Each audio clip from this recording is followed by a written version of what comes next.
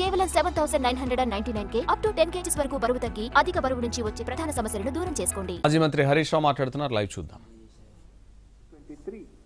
అప్పుడే ఇన్ని వడ్లు కొనలేమంటేనే కదా ఢిల్లీకి పోయి మేము ధర్నాలు చేసింది కేసీఆర్ గారి నాయకత్వంలో.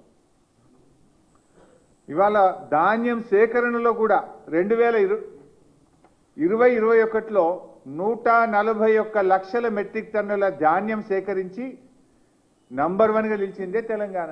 ఇంత నువ్వు వచ్చినాక ఎప్పుడు సేకరించలే. ఈరోజు కూడా కాళేశ్వరం ప్రాజెక్టు నీళ్ళే పంటలు పండుతున్నాయి.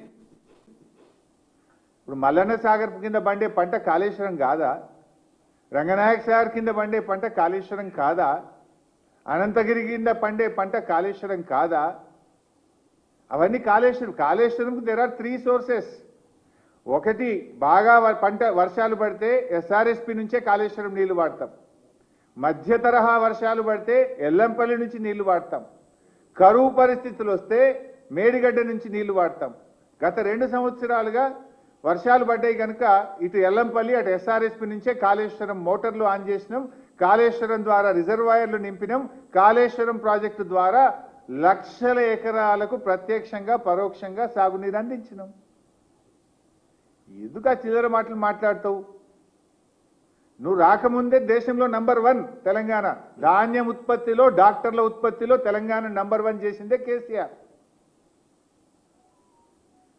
ఇవాళ ఇక ఉత్తమ్ కుమార్ రెడ్డి గారు ఇక అంటే బాధపడతారేమో కానీ ఆయన వెనకట కేసీఆర్ గారు కాళేశ్వరం మీద అసెంబ్లీలో ప్రజెంటేషన్ పెడితే నేను ప్రిపేర్ అయ్యి రాలేదు అని అసెంబ్లీకి వెళ్ళి లేచిపోయాడు.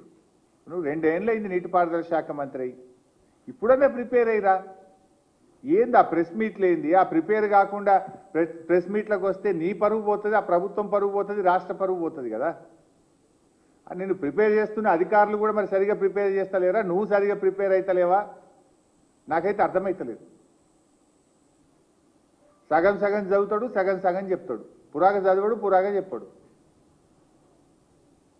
ఇప్పుడు పాలమూరు డిపిఆర్ 2023లో వాపసు వచ్చింది అని నిన్న ఉత్తమ్ కుమార్ రెడ్డి గారు మాట్లాడిండ్రు. మరి డిపిఆర్ వాపసు వస్తే ఈ పర్మిషన్లు ఎట్లా వచ్చినాయండి? డిపిఆర్ వాపసు వస్తే ఈ పర్మిషన్లు ఎట్లా వచ్చినాయి? ఇగో ఇది మినిస్ట్రీ ఆఫ్ ట్రైబల్ అఫైర్స్ 17/7/2023లో పాలమూరు ఎత్తిపోతల పథకానికి 90 టీఎంసీలతో బీఆర్ఎస్ ప్రభుత్వము ప్రతిపాదిస్తే దానికి కేంద్ర ప్రభుత్వంలో ట్రైబల్ వెల్ఫేర్ డిపార్ట్మెంట్ ఇచ్చిన క్లియరెన్స్. ఇగో ఇది ministry of environment and forest and climate change. ఇది ఎన్విరాన్మెంట్ అప్రైజల్ కమిటీ మా ప్రభుత్వం పోవడానికి 2 నెలల ముందు 10/8/2023 అంటే ఒక్క నెలనే కదా, డిసెంబర్ 2 నెలల ముందు 10/8/2023లో 90 టీఎంసీలకు డిపిఆర్ను మేము పంపిస్తే 10/8/2023 నాడు ఈఏసీ క్లియరెన్స్. ఇది 27/10/2023 అంటే ఒక్క నెల ముందు, ప్రభుత్వం పోవడానికి 1 నెల ముందు. ఇది forest department, environment and forest department